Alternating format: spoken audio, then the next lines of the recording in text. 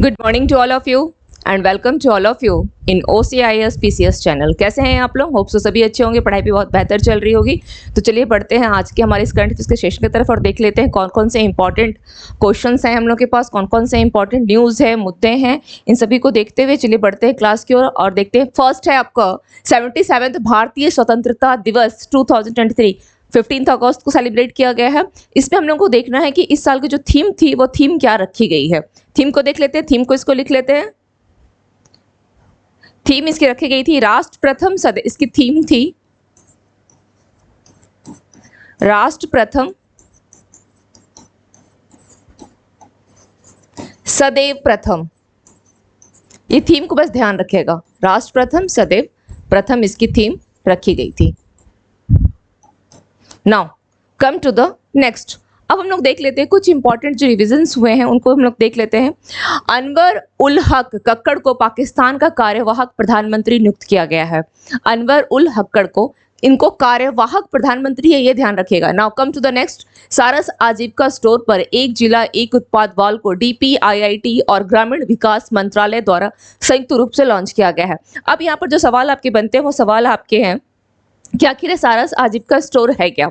तो सारस आजीविका स्टोर का मतलब होता है कि जो ग्रामीण क्षेत्र में जो स्व सहायता समूह की जो महिला सदस्य होती हैं वो लोग क्या करती हैं, उनके द्वारा स्वनिर्मित उत्पाद होते हैं और उनको क्या करना है, बढ़ावा देना है। उन उत्पादों को उनको बेचने के लिए आगे बढ़ाना है, मार्केट से जोड़ना है। इसके लिए क्या किया गया, एक मंच प्रदान किया गया कि किस प्रकार से अपने स्वनिर्मित उत्पाद को बढ़ावा देंगी, बेचेंगी, मार्केट के साथ जोड़ेंगी। तो इसके लिए एक मंच प्रदान किया गया और यह केंद्रीय विकास ग्रामीण मंत्रालय की अंतर्गत दीनदयाल उपाध्याय योजना की एक पहल थी, जिसके तहत ये सारस आजीविका स्टोर को लाया गया था। अब यहाँ पे क्या किया गया है, इसी के अंतर्गत एक जिला एक उत्पाद वॉल को DPIIT और ग्रामीण विकास मंत्रालय द्वारा इसको संयुक्त रूप से लॉन्च किया गया है। तो आपसे अगर सवाल यहाँ पूछ सकता है कि मंत्रालय कौन सा है, तो DPIIT और ग्रामीण विकास मंत्रालय। यहाँ पर यह ध्यान रखना है कि अगर केवल सारस आजीविका स्टोर की बात करता है तो वो हो जाएगा दीनदयाल उपाध्याय योजना की पहल है। हालांकि वो भी एक केंद्रीय ग्रामीण विकास मंत्रालय के तहत ही आएगा,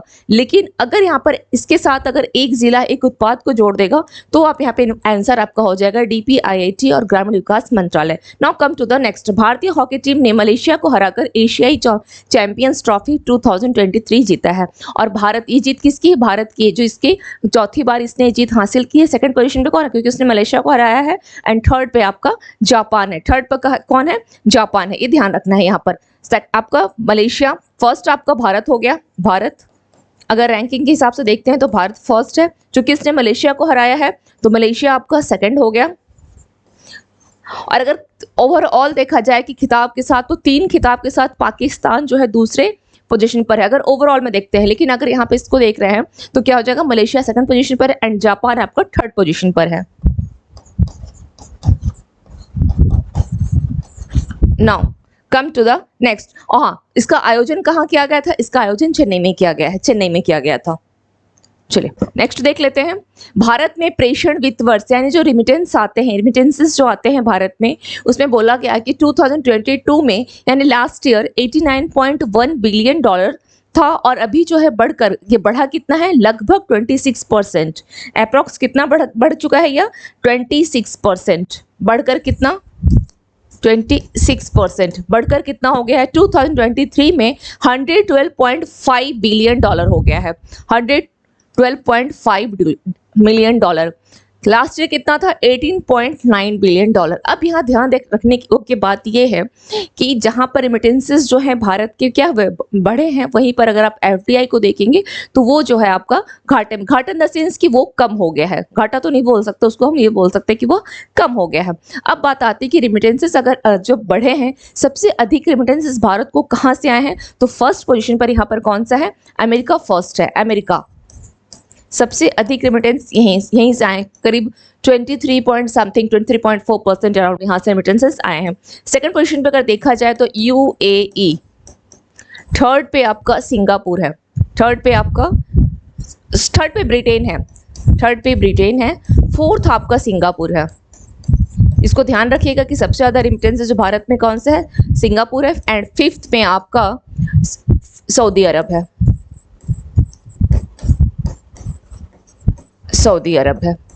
इस पॉइंट्स को जरूर ध्यान रखिएगा कि भारत में प्रेषण यानी रिमिटेंसेस।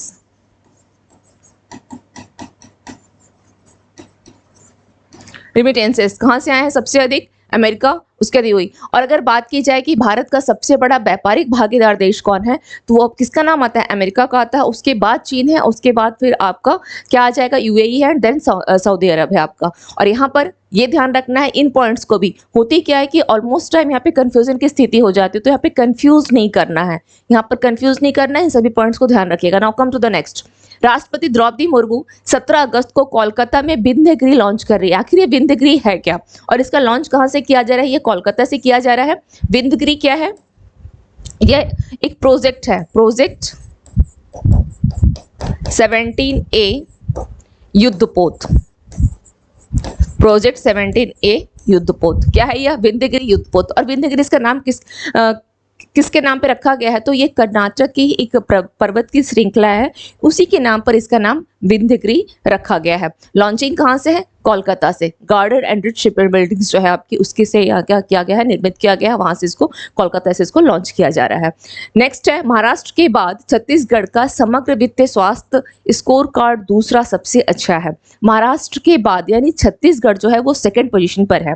छत्तीसगढ़ सेकंड पोजीशन पर है, तो थर्ड पोजीशन पर कौन सा है? ये महाराष्ट्र फर्स्ट पर है। किसमें? स्वास्थ्य स्कोर कार्ड में, यानी वित्तीय स्वास्थ्य, समग्र वित्तीय स्वास्थ्य स्कोर कार्ड में महाराष्ट्र आपका फर्स्ट पोजीशन पर है। सेकंड पोजीशन पर आपका छत्तीसगढ़ है एंड थर्ड पोजीशन पर आपका तेलंगाना है। तेलंगाना आपका थर्ड पोजीशन पर। ये कुछ पॉइंट्स है जो बिल्कुल ध्यान रखना है, इन सभी से क्वेश्चंस आपके बनते हैं। नियामक पर्यवेक्षण में सुधार के लिए, नियामक पर्यवेक्षण में सुधार के लिए AI यानी आर्टिफिशियल इंटेलिजेंस का उपयोग करने के लिए भारतीय रिजर्व बैंक ने किसके साथ इनका चयन किया है? तो उसने मैकिन्से और एक्सेंचर का चयन किया है। मैकिन्से और एक्सेंचर का उसने चयन किया है। ये दो वर्ड ध्यान रखिएगा, मैकिन्से और एक्सेंचर का उसने चयन किया है। किसके लिए? नियामक पर्यवेक्षण में सुधार के लिए। किसके उपयोग? AI का उपयोग करने के लिए। किसके द्वारा? तो RBI ने किया है, RBI ने किया है। RBI के गवर्नर कौन है? शक्तिकांत दास। RBI के गवर्नर शक्तिकांत दास प्रेजेंट पे अभी हैं। Now come to the next. 12 अगस्त को कच्छ के गांधी धाम में केंद्रीय मंत्री अमित शाह ने इफ्को नैनो यूरिया प्लांट की क्या रखी है? आधारशिला रखी है। आधारशिला कहां पर? कच्छ के गांधी धाम में। ये ध्यान रखना है, किनके द्वारा रखा गया है? केंद्रीय मंत्री अमित शाह जी के द्वारा में। अब ये 2 दिवसीय यात्रा पर गए हुए थे, गुजरात गए हुए थे। Now come to the next. ये क्या है? इफ्को नैनो यूरिया प्लांट की आधारशिला रखी गई है। नेक्स्ट है आपका विभाजन विभीषिका स्मृति दिवस कब सेलिब्रेट किया गया? 14 अगस्त को। जिन लोगों ने अपने जो आज हम जिस आज़ाद भारत में रह रहे हैं, तो ये जिनकी देन है ये उन्हीं के लिए, क्योंकि लाखों लोगों ने अपने बोल सकते हैं कि इस धरती पे उनके लहू बहे हैं जिससे हमें आज़ादी मिली है ना। ये जो आज़ादी की ज़िंदगी आज हम जी रहे हैं, ये देन जिन लोगों की है उनके याद के लिए क्या रखा गया है? एक बोल सकते हैं विभाजन विभीषिका स्मृति दिवस। इसको सेलिब्रेट कब किया जाएगा? 14 अगस्त को। और ये यहाँ पे सवाल ये बनता है कि इसका अनाउंसमेंट कब किया गया था? 2021 में। इसका अनाउंसमेंट कब किया गया था, या इसकी घोषणा बोल सकते हैं, घोषणा पूछ सकता है क्वेश्चन, ये कब किया गया था? 2021 में। सेकंड क्वेश्चन बनेगा कि ये कब हुआ था? 14 अगस्त को। 14 अगस्त को ऐसा डिसाइड किया गया कि हम लोग क्या मनाएंगे? विभाजन Vibhishika Smriti Diwas. Now come to the next. Kerala विधानसभा द्वारा एक प्रस्ताव पारित किया गया जिसमें केंद्र से रिक्वेस्ट किया गया है। इस प्रस्ताव में क्या बोला गया है कि राज्य का नाम बदलकर, किसका? केरल का नाम बदल करके क्या करना चाहिए? केरलम करना चाहिए, है ना। ऐसा प्रस्ताव पारित किया गया है, आग्रह किया गया है, रिक्वेस्ट की गई है कि केरल का नाम चेंज करके केरलम कर दो, क्योंकि मलयालम भाषा में भी केरल वर्ड यूज नहीं है, वहां पर केरलम बोला जाता है मलयालम भाषा में भी। और उन्होंने उनकी जो प्रस्ताव दिया गया उसमें ये भी कहा गया कि जो आर्टिकल 3 है आपका, वो क्या बोलता है कि नए जो जगह है या क्षेत्र के नाम या आप नए राज्यों का नाम को जो चेंज कर, किसमें दिया गया है? आपके आर्टिकल 3 में दिया गया है। और केरल का जो 1 नवंबर कब 1956 में, यानी 1 नवंबर 1956 में भाषा के आधार पर राज्यों का गठन किया गया था। तो इसी भाषा के आधार पर राज्यों का जब गठन किया गया तो 1 नवंबर को आपका केरला दिवस भी सेलिब्रेट किया जाता है। 1 नवंबर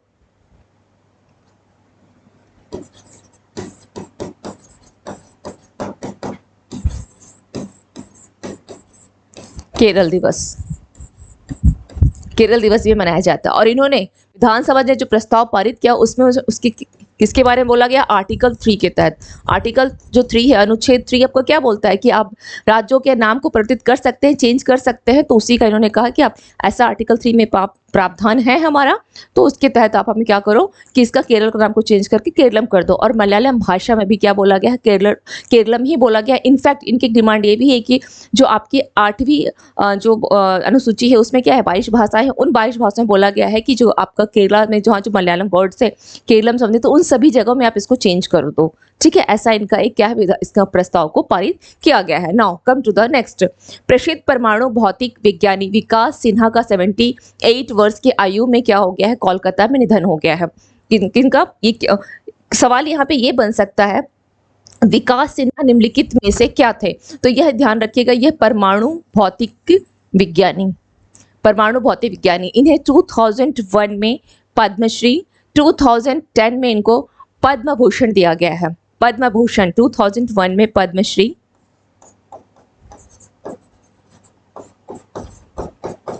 2010 में पद्म भूषण, और 2010 में पद्म भूषण को दिया गया है। 78 ईयर को कोलकाता में इनका निधन हो गया है। Now come to the next. Electronics एवं सूचना प्रौद्योगिकी मंत्रालय ने भारतीय वेब ब्राउजर डेवलपमेंट चैलेंज को लॉन्च किया है। सवाल यहाँ पे ये बन सकता है कि जो आपका वेब ब्राउजर डेवलपमेंट चैलेंज है, ये किस मंत्रालय के द्वारा लॉन्च किया गया है। मंत्रालय पूछ सकता है, मंत्रालय थोड़ा सा अधिक पूछता है एग्जाम में, तो क्या रहेगा, ये इलेक्ट्रॉनिक्स एवं सूचना प्रौद्योगिकी मंत्रालय, इलेक्ट्रॉनिक्स एवं सूचना प्रौद्योगिकी मंत्रालय के द्वारा भारतीय वेब ब्राउजर डेवलपमेंट चैलेंज को लॉन्च किया गया है। Now come to the next. किस राज्य सरकार ने 4373 ग्राम पंचायतों में CSP प्लस बैंकिंग आउटलेट खोलने की घोषणा की है। तो उड़ीसा के द्वारा किस राज्य सरकार ने किया है, तो यह है उड़ीसा की राज्य सरकार ने। कितने पंचायतों में, 4000 की डाटा ध्यान रखिएगा, 4373, ये 4373 ये डाटा याद रखना। और CSP का मतलब क्या होता है, CSP customer service point, customer bank के वर्ड है ये, कस्टमर सर्विस पॉइंट होता है। उसमें क्या है, CSP प्लस बैंकिंग आउटलेट खोलने की उसने घोषणा की है उड़ीसा गवर्नमेंट ने। केंद्रीय स्वास्थ्य और परिवार कल्याण राज्य मंत्री डॉक्टर भारती प्रवीर पवार ने किसके चौथे राष्ट्रीय सम्मेलन का उद्घाटन किया है, तो अर्मिड कॉन्सोर्टियम। आखिर ये है क्या, अर्मिड कॉन्सोर्टियम है क्या, इसका फुल फॉर्म लिख लीजिए। अर्मिड कॉन्सोर्टियम का क्या है, ये electronic resources in medicine, resources in medicine. Okay, क्योंकि आप देख रहे हैं यहाँ पे केंद्रीय स्वास्थ्य और परिवार कल्याण मंत्री कौन है, डॉक्टर भारती प्रवीण के द्वारा क्या किया गया है, चौथे राष्ट्रीय सम्मेलन किसका, तो आर्मिड कंसोर्टियम यानी इलेक्ट्रॉनिक रिसोर्सेज इन मेडिसिन, इसका शॉर्ट फॉर्म है ERMED consortium. Now come to the next. किस कॉमन सर्विस सेंटर ने निवेशक सारथी वैन लॉन्च की है, कॉमन क्या बोला गया है, सर्विस सेंटर ने निवेशक सारथी वैन है, तो क्या है, IEPFA। IEPFA क्या है, इसको भी लिख सकते हैं, IEPF लिख ले, इन्वेस्टर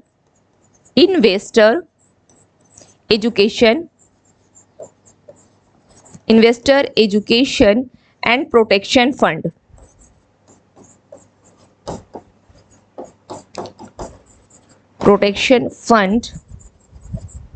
अथॉरिटी। ओके, इन्वेस्टर हो गया, एजुकेशन हो गया, एंड प्रोटेक्शन फंड अथॉरिटी, ये फुल फॉर्म ध्यान रखिएगा किसके द्वारा है, तो यह कॉमन जो आपका सर्विस सेंटर ने निवेशक सारथी वैन लॉन्च किया है। Now come to the next. कहाँ की राज्य सरकार ने कहाँ की राज्य सरकार ने क्या किया है, जल पर्यटन और साहसिक खेल नीति 2023 को मंजूरी दी है, यूपी गवर्नमेंट ने दिया है। किसको अफ्रीका में हेल्थ केयर विस्तार के लिए गोल्डन लीडर अवार्ड 2023 से सम्मानित किया गया है, जयेश सैनी। किस किस देश ने द्विपक्षीय संबंधों व्यापार पर विदेश कार्यालय परामर्श आयोजित किया है, तो अभी हाल फिलहाल में किसने किया है, भारत और अंगोला ने किया है, भारत और अंगोला ने किया है। Now come to the next.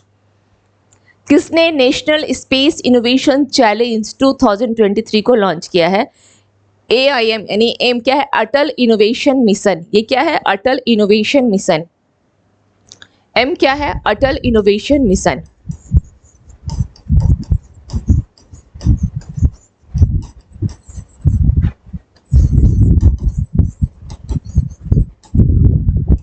और इसरो, इन लोगों ने क्या किया है, नेशनल स्पेस इनोवेशन चैलेंज 2023 को लॉन्च किया है। ये किसके लिए है, स्कूली छात्राओं के लिए है। ये किसके लिए है, स्कूली छात्राओं के लिए। जो स्कूल के छात्र है, स्कूल छात्रों के लिए। कितने से कितने क्लास तक के लिए, 5 to 12th के लिए। क्या है यह, एक प्रकार का स्पेस इनोवेशन चैलेंज है। उन्हें अंतरिक्ष के क्षेत्र में क्या होगा, एक इनोवेशन करने का मौका दिया जाएगा, एक रिसर्च कर सकते हैं वो। तो ये किसके लिए, स्कूल स्टूडेंट्स के लिए है, क्लास 5 से लेकर के 12 तक के लिए, class 5 to 12। Now come to the next.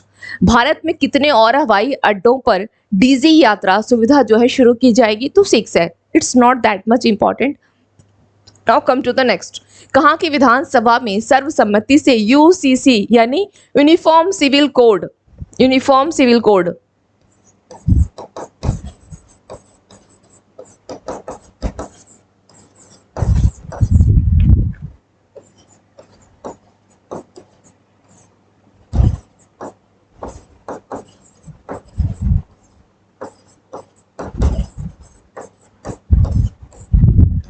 समान नागरिक संहिता यूनिफॉर्म सिविल कोड के खिलाफ प्रस्ताव पारित किया गया है, तो केरल की विधानसभा ने किया है। और इस केरल की विधानसभा ने एक प्रस्ताव को भी रखा है, जो क्या है, केरल का नाम को चेंज करके क्या बोला गया है, केरलम करने के लिए। नेक्स्ट है, चौथी बार एशियन चैंपियंस ट्रॉफी का खिताब जीता, किसने जीता है, भारत ने। सेकंड पोजीशन पे कौन है यहाँ पर, सेकंड पोजीशन पर कौन है यहाँ, मलेशिया। एक चीज ध्यान रखिएगा, जितनी बार भी रिवीजन आप कर सकते हैं, करंट अफेयर्स समुद्र है, तो समुद्र को अगर चाहते हैं कि बहुत ज्यादा इससे लेना, तो इसका एक ये है, एज मच एज रिवीजन। आप खुद देखिए, यहाँ पर मैं चाहती थी इसको स्किप करके निकल सकती थी, बट जैसे ही यहाँ पे पॉइंट्स आए, मैं बार बार अगर बोल रही हूँ तो किसके लिए, आप लोगों के लिए ही बोल रही हूँ। तो ये हमेशा कोशिश कीजिए कि नए जब भी कुछ पढ़ते हैं तो नया थोड़ा सा कम, अगर नया आप 4 पॉइंट्स पढ़ रहे हैं तो जो प्रीवियस का है उसका कोशिश कीजिए कि 4 अगर ये पढ़ रहे हैं तो प्रीवियस वाला कितना होना चाहिए, 16 पॉइंट्स आप उसके पढ़ें। ये हमेशा ध्यान रखिएगा। तो क्या है, किसने जीता है, भारत ने जीता है। किसको हराया है इसने, मलेशिया को हराया है इसने। किसको हराया, मलेशिया को। तो मलेशिया किस पोजीशन पर यहाँ पर है, मलेशिया यहाँ पर सेकंड पोजीशन पर है। मलेशिया को इसने हराया है, भारत जीता है, मलेशिया को हराया है। एंड जापान यहाँ पर थर्ड है। आयोजन कहाँ किया गया है, चेन्नई में। पाकिस्तान के कार्यवाहक प्रधानमंत्री कौन बने हैं, अनवर उल हक काकड़ा। भारतीय जीवन बीमा निगम यानी लाइफ इंश्योरेंस जो पॉलिसी होती है, के प्रबंध निदेशक मैनेजिंग डायरेक्टर किसको नियुक्त किया गया है, आर दोराईस्वामी। नेक्स्ट है, भारतीय जीवन बीमा निगम, चलिए ये क्वेश्चन रिपीट हो गई है, नेक्स्ट देख लेते हैं। वर्ष 2023 में जांच में उत्कृष्टता के लिए कुल कितने पुलिस कर्मियों को केंद्रीय गृह मंत्री पदक से सम्मानित किया गया है, 140 पुलिस कर्मियों को। हर घर तिरंगा अभियान आयोजित किया गया, या अभियान जो किया गया कब से कब तक था, 13 अगस्त से लेकर के 15 अगस्त तक के लिए, 13 अगस्त से 15 अगस्त। किस पार्टी के नेता को राज्यसभा से निलंबित कर दिया गया है, आम आदमी पार्टी के सांसद कौन है, राघव चड्ढा। आम आदमी पार्टी के सांसद कौन है, राघव चड्ढा को इनको क्या कर दिया गया है, राज्यसभा से निलंबित कर दिया गया। कुछ दिन पहले संजय सिंह को भी लोकसभा से निलंबित कर दिया गया था, वो भी आम आदमी पार्टी से ही थे। Now come to the next. CM fellowship योजना किस राज्य सरकार ने शुरू करने की घोषणा की है, सीएम फेलोशिप योजना तो झारखंड गवर्नमेंट का ही है।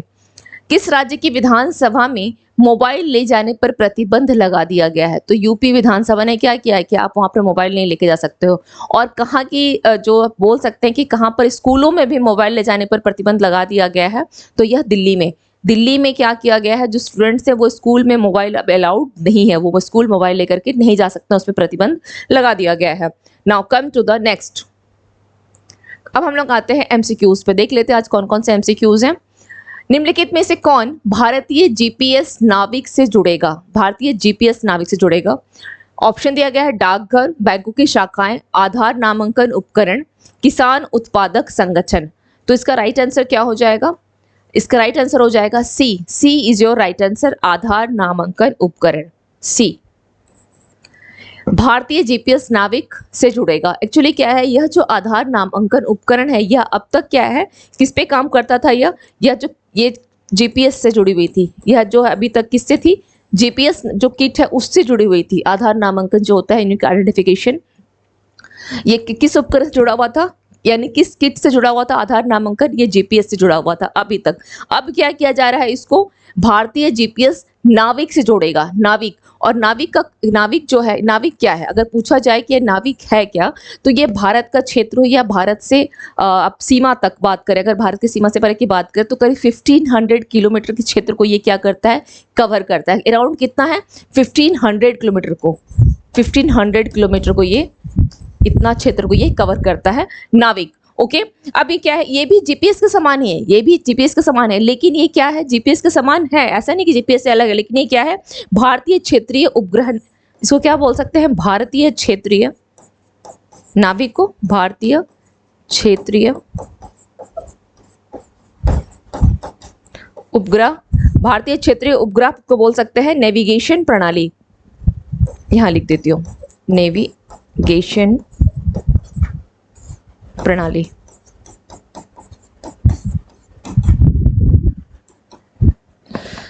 नेविगेशन प्रणाली, क्लियर? ये भी, और इसका हमेशा ध्यान रखें 15 किलोमीटर क्षेत्र को, और अगर कोई यूजर्स इसको यूज कर रहा है तो क्या करेगा? 20 मीटर को जो क्षेत्र है इसको ये, अगर जो यूजर्स यूज कर रहा है, ठीक है, तो 20 मीटर से अधिक की स्थिति को ये क्या कर सकता है? उसकी सटीकता जो है, एग्जैक्ट लोकेशन जो है सटीकता वो बता सकता है, 20 metres. Okay, now come to the next question पे आते हैं। किस बैंक ने भारत का पहला पर्यावरण अनुकूल डेबिट कार्ड को लॉन्च किया है? पर्यावरण अनुकूल, ओके, दिया गया है Airtel payments bank, India post payment bank, Jio payment bank, Paytm payment bank. तो इसका राइट आंसर क्या हो जाएगा? Airtel payments bank. ये लॉन्च कब किया गया है? ये 2017 में इसकी स्थापना हुई है, 2017 में इसकी स्थापना हुई है। इसका हेडक्वार्टर कहाँ है? हेडक्वार्टर दिल्ली है। हेडक्वार्टर कहाँ है इसका? दिल्ली है, न्यू दिल्ली। हेडक्वार्टर कहाँ है इसका? न्यू दिल्ली।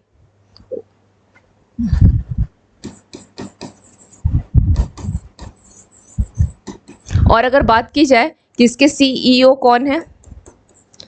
अनुव्रत विश्वास। अनुव्रत विश्वास, ये कौन है? इसके सीईओ है Anuvrat Vishwas. Now come to the next. Bharatiya Nyaya संहिता 2023, भारतीय नागरिक सुरक्षा संहिता 2023 एंड भारतीय साक्ष्य विधेयक 2023 के संबंध में निम्नलिखित में से कौन सा कथन सही है? ध्यान रखें, इस तरह के क्वेश्चंस जो हैं आपके यूपीएससी के लिए मोस्ट इंपॉर्टेंट क्वेश्चन है। यूपीएससी के लिए, इवन जो लोग अभी बिहार देने जा रहे हैं वो लोग प्री में इसको क्वेश्चन को देख करके जरूर जाएगा। पॉलिटी वाले सेक्शन में उठा सकता है, ये ध्यान रखिएगा, क्योंकि ट्रेन बीपीएससी का जो क्वेश्चंस का लेवल है वो भी बहुत हद तक क्या हो गया है? चेंज हो चुका है, तो वहां के लिए भी यह इंपॉर्टेंट है। तो देख लेते हैं क्या क्या दिया गया, कौन कौन से स्टेटमेंट है। भारतीय न्याय संहिता 2023 भारतीय दंड संहिता 1816 का यह स्थान लेगी, फर्स्ट स्टेटमेंट है। सेकंड है भारतीय नागरिक सुरक्षा 2023 आपराधिक प्रक्रिया अधिनियम 1898 का स्थान लेगा। ओके, नेक्स्ट है भारतीय साक्ष्य विधेयक 2023 भारतीय साक्ष्य अधिनियम 1872 का स्थान लेगा। अब बोला गया इसमें कौन सा सही उत्तर बताना है। आपके तीनों के तीनों स्टेटमेंट सही हैं। इस क्वेश्चन को बहुत तरीके से घुमा करके पूछ सकता है, किसी में भी ईयर गलत दे देगा।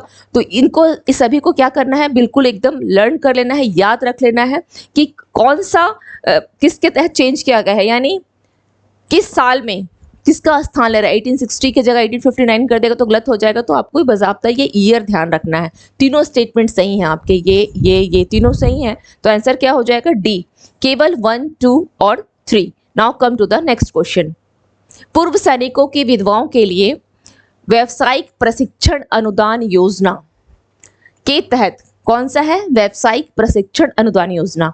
इसके तहत वित्तीय सहायता 20,000 से बढ़ाकर कितनी कर दी गई है, 70,000, 60,000, 50,000, 40,000, 70,000, 60,000, 50,000, 40,000। तो इसका आंसर क्या हो जाएगा, 50,000, 50,000। ओके। और चिकित्सा अनुदान को भी बढ़ाकर के कितना कर दिया गया है, महिलाओं के लिए कितना कर दिया गया है चिकित्सा अनुदान, अगर आप देखते हैं तो चिकित्सा अनुदान ये भी कितना कर दिया गया है, 30,000 से बढ़ाकर कितना कर दिया गया है, 50,000 इसको भी कर दिया गया है, 50,000, 30,000 से बढ़ाकर 50,000 कर दिया गया है, 30,000 से बढ़ाकर 50,000। और इसके अलावा थोड़ा सा कर दिया जाए कि अगर कोई गंभीर बीमारी, ओके, गंभीर बीमारी अनुदान, कुछ भी इसमें से एक भी उठा के पूछ सकता है, गंभीर बीमारी अनुदान, इसमें कितना था, गंभीर बीमारी अनुदान में 1.25 लाख से इसको बढ़ाकर कितना कर दिया गया है, 1.50 लाख, इतना कर दिया गया है। ओके। गंभीर बीमारी अनुदान कि कौन कौन से हैं, व्यावसायिक प्रशिक्षण, इसके लिए 20,000 से 50,000 है, चिकित्सा अनुदान के लिए 30,000 से 50,000 है, एंड गंभीर बीमारी अनुदान के लिए 1.25 लाख से 1.50 लाख किया गया है। Now come to the next. केंद्रीय वस्तु एवं सेवा कर यानी जीएसटी संशोधन विधेयक 2023 के बारे में कौन सा स्टेटमेंट सही है। केंद्रीय माल और सेवा कर विधेयक 2023 में केंद्रीय माल और सेवा कर अधिनियम किसमें संशोधन किया गया है, 2017 में संशोधन किया गया है। यह online gaming, online money gaming और वर्चुअल डिजिटल संपत्तियों की अभिव्यक्तियों को परिभाषित करता है। दोनों स्टेटमेंट सही हैं। इसका राइट आंसर हो जाएगा सी, 1 और 2 दोनों सही है। नेक्स्ट क्वेश्चन पे आते हैं। अटल इनोवेशन मिशन यानी AIM और नीति आयोग ने डैश के साथ मिलकर नेशनल स्पेस इनोवेशन चैलेंज 2023 को लॉन्च किया है। किसके साथ मिलकर किया है, इसरो, DRDO, ONGC, HAL यानी हाल के द्वारा, HAL हाल। तो इसरो के साथ इसने क्या किया है, इसरो के साथ इसने मिलकर के नेशनल स्पेस इनोवेशन चैलेंज 2023 को लॉन्च किया। और अभी मैंने बताया ये स्कूल स्टूडेंट्स के लिए क्लास 5 से लेकर के 12 तक के लिए है, ये ध्यान रखिएगा, इंपॉर्टेंट है। अटल इनोवेशन मिशन AIM, यहाँ क्या है, नीति आयोग। नीति आयोग के उपाध्यक्ष अभी कौन है, नीति आयोग के उपाध्यक्ष कौन है, सुमन बेरी उपाध्यक्ष। इसका गठन कब किया गया था, इसका गठन कब हुआ था, 1 जनवरी 2015 में इसका गठन किया गया था। उपाध्यक्ष कौन है, सुमन बेरी।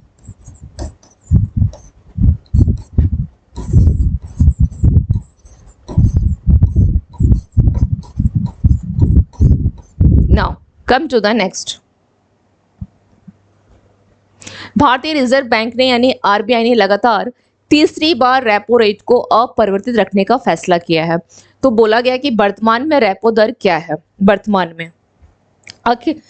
में क्या है, 6%, 6.25%, 6.50%, 6.75%। तो वर्तमान में कितना है, 6.50% है, वर्तमान में 6.50 है। अब सवाल ये आता है कि आखिर रेपो दर है क्या, रेपो रेट क्या होती है। तो रेपो रेट में क्या होता है, RBI क्या करती है, वाणिज्य बैंकों को उधार देती है। RBI जो है कॉमर्शियल्स बैंक को उधार देती है, तो वो आपका क्या कहलाता है, रेपो रेट कहलाता है। नाउ अब दिया गया यहाँ पे 6.25% एंड 6.75%। तो यहाँ पे थोड़ा सा पॉइंट्स लिख लें कि 6.75 जो है यह आपका MSF है, MSF प्लस बैंक रेट वर्तमान में बैंक रेट कितना है, 6.75%। एंड आपका 6.2 ये आपका SDF है, SDF कितना है, 6.25% SDF है आपका। STF 6.25%. Now come to the next. किस राज्य सरकार ने इंदिरा गांधी स्मार्टफोन योजना शुरू किया है? किस राज्य सरकार के द्वारा शुरू किया गया है?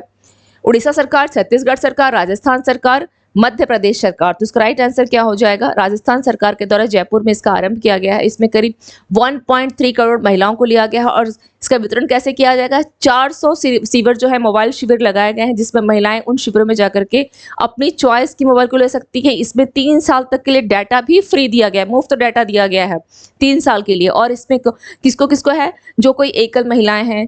अगर स्टूडेंट्स की बात की जाए तो क्लास 9 से लेकर के 12 तक की गर्ल्स हैं, क्योंकि महिलाओं के लिए ही है. इसके अलावा कॉलेज की भी छात्राएं हैं, इसमें एकल महिलाएं हो गए, विधवा महिलाएं, ये सभी क्या है, इनमें शामिल है. और जो फर्स्ट जो इसका जो स्टेज है कि फर्स्ट टाइम में जो वितरण किया जाएगा करीब 40 लाख महिलाओं को, फर्स्ट टाइम जो दिया जाएगा वो 40 लाख महिलाओं को. उसके बाद फिर नेक्स्ट स्टेज का आएगा कि मतलब क्या एक साथ तो वितरण कर नहीं देगी स्टेप बाय स्टेप में. तो फर्स्ट स्टेप में 40 लाख अराउंड मोबाइल का वितरण किया जाएगा. इसके लिए राजस्थान के जयपुर में 400 से क्या अधिक शिविरें जो है लगाई जा रही है. Now come to the next point, next question. Chhattisgarh के धमतरी जिले में विशेष रूप से एक कमजोर जनजातीय समूह का नाम बताइए जिसे आवास अधिकार प्राप्त हुआ है. अबू झमाड़िया, कमार, बैगा, बिरहोर. तो उसका राइट आंसर क्या हो जाएगा? कमार. छत्तीसगढ़ के धमतरी जिले विशेष रूप से कमजोर जनजातीय समूह का नाम क्या है? कमार है. इनको क्या किया है? आवास अधिकार दिया गया है. और ऐसा करने वाला MP के बाद छत्तीसगढ़ दूसरा ऐसा राज्य है. और ये भी सच है कि जो कमार जनजाति है ये पहली ऐसी जनजाति है जिसको यह आवास अधिकार प्राप्त हुआ है. लेकिन अगर हम राज्य के लेवल में देखते हैं तो यह MP के बाद दूसरा छत्तीसगढ़ राज्य है. Now come to the next question. मुख्य चुनाव आयुक्त और अन्य चुनाव आयुक्त सेवा की नियुक्ति, शर्तें और कार्यकाल विधेयक 2023 में कौन सा नीचे दिया गया है, आपको स्टेटमेंट बताना है कि कौन सा सही है. फर्स्ट स्टेटमेंट है, इस विधेयक में प्रस्तावित किया गया कि राष्ट्रपति एक चयन समिति की सिफारिश पर मुख्य चुनाव आयुक्त और अन्य चुनाव आयुक्त की नियुक्ति करेंगे. नेक्स्ट है, समिति में प्रधानमंत्री, विपक्ष के नेता या लोकसभा में सबसे बड़ी पार्टी के नेता और भारत के मुख्य न्यायाधीश शामिल होंगे. अब आपको बताना है कि इसमें कौन सा सही है. फर्स्ट स्टेटमेंट बिल्कुल आपका सही है, फर्स्ट आपका सही है. सेकंड में भी सही कहाँ था?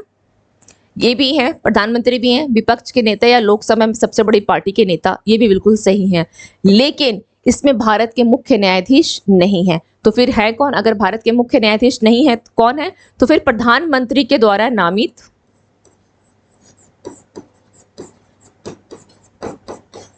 ये पॉइंट ध्यान रखिएगा, प्रधानमंत्री द्वारा नामित,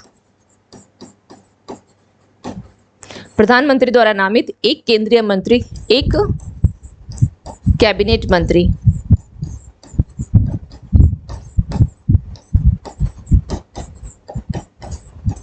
ये स्टेटमेंट यहां पर नहीं होगा, ये नहीं है. ठीक है, ये नहीं है. मुख्य न्यायाधीश यहां पर नहीं है. कौन है? कैबिनेट मंत्री इसमें शामिल है. शामिल कैबिनेट मंत्री, शामिल कैबिनेट मंत्री. ये कैबिनेट मंत्री किसके द्वारा होगा? यह तो यह प्रधानमंत्री के द्वारा नामित एक कैबिनेट मंत्री इसमें शामिल है. नाउ तो ये क्या हो गया? सेकंड स्टेटमेंट का रॉन्ग हो गया, तो आंसर केवल एक हो जाएगा. Very important question, very very important. निम्नलिखित में से किसने सुस्वागतम ऑनलाइन पोर्टल को लॉन्च किया है? सुप्रीम कोर्ट, केंद्रीय जांच ब्यूरो, निर्वाचन आयोग, केंद्रीय सतर्कता आयोग. तो किसके द्वारा किया गया है? सुप्रीम कोर्ट ने किया है. सुस्वागतम पोर्टल, यानी सुस्वागतम का मतलब ही समझ में आता है वेलकम. तो जो आगंतुक होते हैं तो सुप्रीम कोर्ट के परिसर में आगंतुकों की एक आप बोल सकते हैं कि वेलकम करने के लिए एक प्रकार का सुस्वागतम पोर्टल है. किस प्रकार का है? यह वन काइंड ऑफ इलेक्ट्रॉनिक पास है. ये इलेक्ट्रॉनिक पास है. इसका मतलब ये हुआ कि जो सुप्रीम कोर्ट के मुख्य न्यायाधीश भी किसको बढ़ावा दे रहे हैं? किसको बढ़ावा दे रहे हैं? वो लोग भी. तो वो लोग भी डिजिटल ई गवर्नेंस के पहल को बढ़ावा दे रहे हैं. ई गवर्नेंस की पहल को बढ़ावा दे रहे हैं, जिसके तहत ही आप ये सुस्वागतम पोर्टल जो है आगंतुकों के लिए लॉन्च किया गया है. कहाँ पर? सुप्रीम कोर्ट के परिसर में. Now come to the next. India startup festival 2023 किस शहर में शुरू हुआ है? India startup festival Jaipur, Hyderabad, Mumbai, Bengaluru. तो ये कहाँ किया गया है? बेंगलुरु में. बेंगलुरु में स्टार्ट किया गया है. नेक्स्ट है, विश्व एथलेटिक्स चैंपियनशिप 2023 में भारतीय दल का नेतृत्व कौन करेगा? शैली सिंह, नीरज चोपड़ा, हिमा दास, दुती चंद. तो कौन कर रहा है यह भारतीय दल का? Neeraj Chopra. B is your right answer. Neeraj Chopra करेंगे. कब से कब तक हो रहा है यह? विश्व एथलेटिक्स चैंपियनशिप कौन सा संस्करण है? यह 19th एडिशन है, 19th संस्करण। कब से कब तक? 19 से लेकर के आपका ये 27 अगस्त तक होगा। कब से कब तक होगा? 19 से लेकर के 27 अगस्त तक। कहाँ पर हो रहा है? बुडापेस्ट, बुडापेस्ट यानी हंगरी, हंगरी, बुडापेस्ट यानी हंगरी में इसका आयोजन किया जा रहा है, Budapest.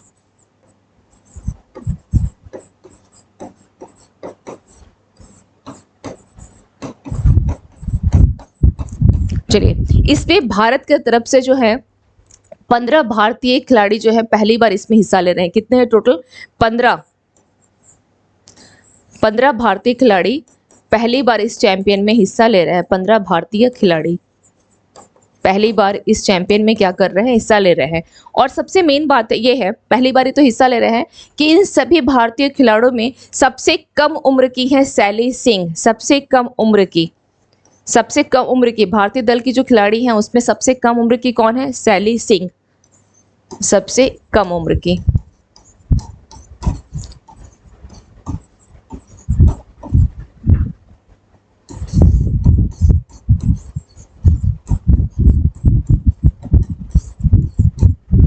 Now come to the next. Havana syndrome के बारे में कौन सा स्टेटमेंट सही है? हवाना सिंड्रोम मानसिक स्वास्थ्य लक्षणों का एक समूह है, बिल्कुल सही है। इसका अनुभव पहली बार हवाना में अमेरिकी दूतावास में अमेरिकी खुफिया अधिकारियों और कर्मचारियों द्वारा किया गया था। तो दोनों स्टेटमेंट आपका सही है, तो आंसर क्या हो जाएगा? C, 1 and 2। Now come to the next questions. भारतीय वायुसेना यानी इंडियन एयरफोर्स किस देश से spike non line of sight NLOS anti tank guided missile प्राप्त हुई है? Japan, America, France, Israel. तो राइट आंसर क्या हो जाएगा? इजराइल हो जाएगा, इजराइल। तो ये हो गए आज के आपके क्लास के जो महत्वपूर्ण करंट अफेयर्स के जो सेशन में जो इम्पोर्टेंट क्वेश्चंस थे, ये आज की क्लास के आपके फिनिश हो गए। इसके रिगार्डिंग अगर आपको कोई भी डाउट हो तो आप लोग बिल्कुल कमेंट करके पूछ सकते हैं। इवन अगर कोई सुझाव भी देना चाहते हैं तो वो भी आप बिल्कुल दे सकते हैं। तो मिलते हैं फिर नेक्स्ट सेशन में। Thank you to all of you and have a nice day.